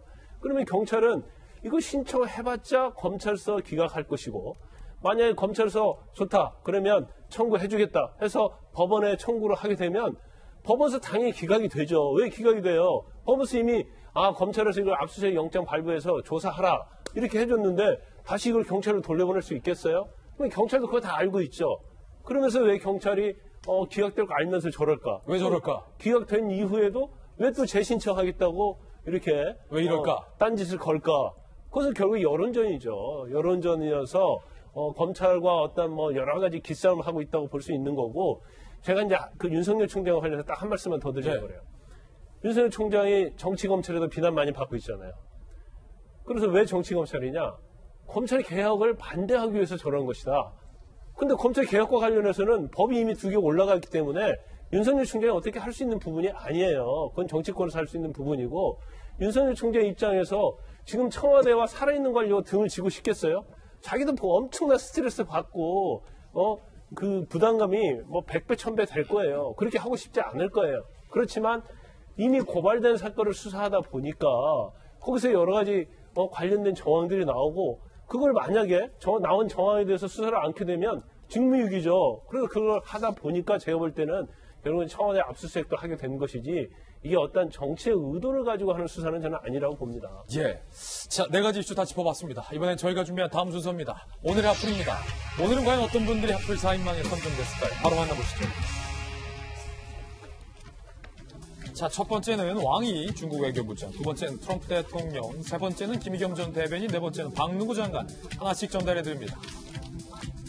그제 이틀간의 일정으로 방한한 왕이 중국 외교부장. 외교부는 사드 갈등 이후 오랜만에 한국을 찾은 왕이 부장을 위해 특별한 만찬식을 준비했는데 왕이 부장이 띵아오를 외치게 한 메뉴가 있었으니 외국인들이 좋아한다는 한식인 잡채, 불고기 아닙니다. 바로 짜장면. 왕이 부장이 한국식 짜장면을 그리워한다는 얘기를 듣고 외교부가 깜짝 메뉴로 짜장면을 준비한 건데요. 짜장면이 등장하자 연신 좋다, 너무 맛있다를 외친 왕이 부장은 짜장면 한 그릇을 순식간에 싹 다 비운 것으로 전해졌습니다. 어찌나 맛이 좋았던지 다음날 오찬 행사에서 또 짜장면 얘기를 꺼냈다고요. 양국의 현안 얘기에 무거워졌던 분위기가 짜장면 덕분에 화기애애해졌다는데 직접 한번 들어보시죠. 有要了一碗炸酱面，那是我第一次吃韩国炸酱面，就给我留下了非常美好的印象。不仅因为它的味道非常好，同时因为它的发音跟中国的炸酱面是一模一样的。它实际上。 자, 짜장면을 좋아하는 이유인데 되게 멋있게 말하네요. 문 대통령을 예방한 왕이 부장은 사드 해결을 요구한 것으로 전해졌는데 우리 정부는 이에 대해서 전혀 언급하지 않다가 사드를 적절히 처리해달라고 한국에 요청했다는 중국 발표가 나오자 뒤늦게 의견 교환이 있었다라고 이야기를 하는 일이 벌어지기도 했습니다. 정부가 중국의 사드 압박을 숨기고 한중 경제협력 등 홍보에 유리한 점만 뽑았겠다는 비판이 나오고 있습니다. 트럼프 대통령이 분담금을 더 내라고 압박하는 통에 시작 전부터 균열 조짐이 보이기도 했던 나토 70주년 정상회의. 트럼프 대통령이 때 아닌 왕따 논란에 휩싸였습니다. 나토 회의의 주최국인 영국 보리스 존슨 총리가 눈에 띄게 트럼프 대통령을 자꾸만 피해 안 만나려고 피해 다니는가 하면 존슨 영국 총리, 마크롱 프랑스 대통령, 트리도 캐나다 총리만 모여서 담소를 나누는 25초짜리 영상이 공개됐는데 각국 정상들이 이른바 뒷담화를 나누는 대상의 주인공이 트럼프 대통령이라는 거예요. 누구를 가리켜 하는 말인지 이름이 나오진 않았지만 충분히 유추가 가능했습니다.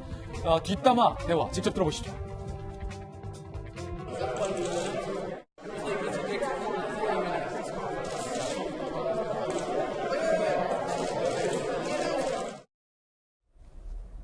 자, 이 소식이 전해지자 트럼프 대통령 발끈했어요. 예정된 기자회견까지 취소한 채 자리를 박차고 나갔다고 합니다. 불쾌감을 드러낸 트럼프 대통령의 발언도 들어보시죠. Well, he's two-faced. I called him out on the fact that he's not paying 2%, and I guess he's not very happy about it. 일단은 김영주 의원님, 네. 그거 왕따입니까 아닙니까? 이제 이쯤 되면. 실질적으로 그 외국 그 언론 화면에서도 트럼프 대통령이 막 그 다른 나토 회원국 정상들을 막 윽박지르고 몸으로도 떠밀고 막 하는 거친 표현들이 그대로 드러났었어요. 근데 왕따라기보다는 사실은 뭐 피해 다니는 거죠. 피해 다니는 거다. 네. 그게 그거 아닙니까? 예. 사실은 뭐 그런데 왕따라고 하는 건 보통 힘없는 사람한테는 힘이 너무 세니까 같이 안 하고 갑자기 만나면 돈 내놔라는 얘기밖에 안 하니까. 동네에 있는 힘 있는 깡패형 피해 다니는 거지. 그걸 마치 비유하자면. 동네 깡패 형들을 마치 비하하자면 왕따시켰다. 내가 깡패 형을 왕따시켰다. 이렇게 하지. 그러네요. 그런 느낌으로 아마 했고 특히나 젊은 트리더 캐나다 총리가 40분 얘기해 막 이러잖아요. 얘기해놓고 난 다음에 버스해갖고 우리는 막 미국하고 관계 너무 좋다 이렇게 얘기하는 것이 더 참 안쓰러워 보이네요. 예. 귀엽기도 하고. 그래도 마크롱 대통령은 맞짱을 떴어요. 예. 공식 회견에서. 예. 분담금에 대해서. 차라리 그게 낫죠. 예. 나토 출범 70주년이니까 사실은 자유민주주의를 지키는 세계 정상적인 리더들이 모이는 거거든요. 그런데 그 존슨 영국 총리가 트럼프 대통령이랑 사진 안 찍으려고 의전까지 변형하는 모습이 그래요? 있었어요. 무슨 말이냐면 얼마나 싫었으면 보통 안 찍을까? 나란히 사진이 찍히는 거를 피하기 위해서 보통 현관문 밖에 나와가지고 이렇게 맞이하면은 한 정상씩 들어올 때마다 그 나라 정상하고 이렇게 같이 찍힐 수밖에 같이 없거든요. 예, 현관문 안에 들어가서 맞이했습니다. 특별히 트럼프 대통령 올 때는. 그러니까 같이 사진 찍기 싫다라는 의도인데 저희 딱 선거 때 생각나요. 선거 때 유세에 와주면 도움되는 당 지도부가 있고 이 사람하고 같이 찍히면 오히려 대표에 마이너스 될 것 같은 당 지도부도 있고 해요. 그러면은 대놓고 말하기는 뭐하지만 못하고 사진 안 찍히도록 노력하는데 세계 정상들도 참 그런 일을 하네요. 똑같다. 네. 그렇죠. 자, 세 번째 하플 주인공 만나보시죠. 김의겸 전 대변인의 집이 팔렸답니다. 아주 비싸게 팔렸다고 해요. 집을 판 차액을 기부하겠다라고 밝혔던 김의겸 전 청와대 대변인의 흑석동 집이 어제 34억 5천만 원에 팔린 것으로 확인됐어요. 매수자는 70대 A씨. 이로써 김 전 대변인은 16억 4,500만 원의 빚을 지고 25억 7천만 원에 샀던 재개발 예정지를 1년 5개월 만에 무려 8억 8천만 원의 차익을 보고 팔게 된 겁니다. 그러니까 가만히 앉아서 1년 5개월 만에 8억 8천만 원을 번 거예요. 대단해요. 불과 17개월 만에 8억이 넘는 돈을 본 김의겸 전 대변인. 현 정부의 부동산 정책에 대한 비난도 이어지고 있습니다. 양도세, 중개 수수료 등을 제외하면 김 전 대변인의 기부액은 만약에 진짜 기부한다면 한 5억 가까이 될 것으로 보이는데 이 가운데 김 전 대변인의 부인이 한 언론과의 인터뷰에서 잘 살자고 집을 샀는데 사람이 죽겠다니 팔아야 하지 않겠냐며 눈물을 보인 것으로 알려졌습니다. 흑석동 집을 팔고 그 차액을 기부하겠다고 밝힌 것이 총선 출마가 아니냐 의문이 제기되고 있는 가운데 김 전 대변인의 행보에 이목이 집중되고 있습니다. 자, 하원아 소장님, 이게 엎질러진 물은 다시 주워 담을 수는 없는데 바로 보세요. 8억 8천 앉아서 1년 5개월 만에 청와대 대변인이 돈을 벌었다. 기부하고 안 하고는 중요한 문제가 아니에요. 문재인 대통령의 청와대의 고위 대변인이 대통령이 추진하는 부동산 정책과 전혀 다른 갈래에 투자를 해서 이렇게나 돈을 벌었구나. 돈은 저렇게 버는구나.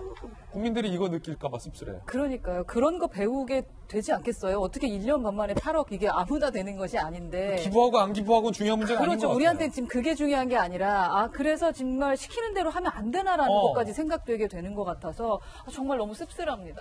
예. 자, 이번에 네 번째 하플 주인공 만나보시죠. 박능우 보건복지부 장관. 요즘 말 많습니다. 최근 성남의 국공립 어린이집에서 발생한 아동 간 성폭력 사건에 대해서 자연스러운 발달 과정이라고 평가해서 비판받았던 박능우 장관. 복지부가 부랴부랴 박 장관의 발언을 수습한 지 얼마 안 돼 이번에는 6세 미만의 아동에게 성폭력이라는 용어는 부적합하다며 이를 설명할 용어는 성적 일탈 행위다라고 강조해서 또다시 논란입니다. 박 장관은 기자들과 만난 자리에서 성폭력이란 용어는 어른에게 적용되는 용어로 아이를 보호할 의지가 없어지기 때문에 성적 일탈 행위로 봐야 한다라고 설명했다는데 그러면서 가해 아동과 피해 아동이 둘 다 만 5세 아동임을 강조했습니다. 이에 아동 보호를 최우선으로 두고 있다는 보건복지부의 장관이 피해자의 입장은 고려하지 않았다는 비판이 또다시 제기된 상황입니다. 김병민 박사님, 지금 박능우 장관이 그러니까 누구 말이 맞다, 그 언어적으로 따지면 내 말이 맞다라고 지금 이렇게 나올 때가 아니에요. 지금 이 사건을 보는 수많은 아이 가진 부모는요. 김 박사도 마찬가지고 저도 마찬가지고 아니 어떻게 5세 미만이 다니는 성남의 국공립 어린이집에서 이런 일이 벌어지는데 어린이집 원장하고 선생님들은 뭐 했으며 보건복지부 장관이 그건 자연스러운 과정이라고 얘기를 해. 여기 지금 부모들이 놀라는 거거든요. 정책 감수성이라고는 1이라고도 찾아볼 수가 없는 거죠. 1도 없다. 그러니까 여기에 대해서는 이게 맞고 틀리고에 대한 용어에 관한 문제가 아니라 일단은 눈물을 흘리는 과정으로서 피해자가 얼마나 큰 고통을 겪었을 건지에 대한 부모의 관점에서 정부는 과연 무슨 일을 해야 될지를 생각하는 일들이 필요합니다. 첫 번째 문제가 제기되고 나서도 똑같은 방식으로 박능우 장관은 이것을 그저 일의 관점에서만 바라보는 것은 아닌가 싶은데요. 대한민국 보건복지부, 특히 정부 입장에서 이 아동정책들, 보육정책들, 인구정책들을 바라보는 관점에서는 이러한 방식으로 문제 해결해서는 수조, 수십조를 쏟아부어도 결코 문제를 해결할 수가 없습니다. 우리 김진 기자가 아빠가 되고 나서 특히나 이 아동, 육아 이런 정책들이 굉장히 많은 관심들을 갖고 있는데 그럼요. 돈의 문제가 아니라 정말로 그 정책 수혜자의 관점에 그들이 어떤 마음을 갖고 있는지를 정부가 헤아리지 못한다면 그 좋은 결과들은 결코 해결할 수 없다는 부분들 반드시 정부가 명심했으면 좋겠습니다. 예. 자, 저희는 60초 광고 후에 다시 돌아오겠습니다. 잠시 후에 뵙죠. 네, 지난해 1월 송철호 울산시장 등이 청와대 인근 식당에서 만났던 청와대 균형발전 비서관실의 행정관은 앞서서 일부 패널 발언 중에 정무수석 비서관실 산하라는 발언이 있었는데요. 정책실장 산하였다는 점을 바로잡습니다. 현재는 기부 개편으로 정무수석실 산하로 변경이 됐다는 점도 여러분들에게 말씀드리겠습니다. 자, 벌써 금요일입니다. 이번 한 주도 정말 고생 많으셨습니다. 좋은 주말 보내시고요. 저희는 다음 주 월요일 아침 9시 15분에 더욱더 풍성한 소식으로 인사드리겠습니다. 오늘 하루는 분명 어제보다 나을 겁니다. 좋은 하루 되십시오. 고맙습니다.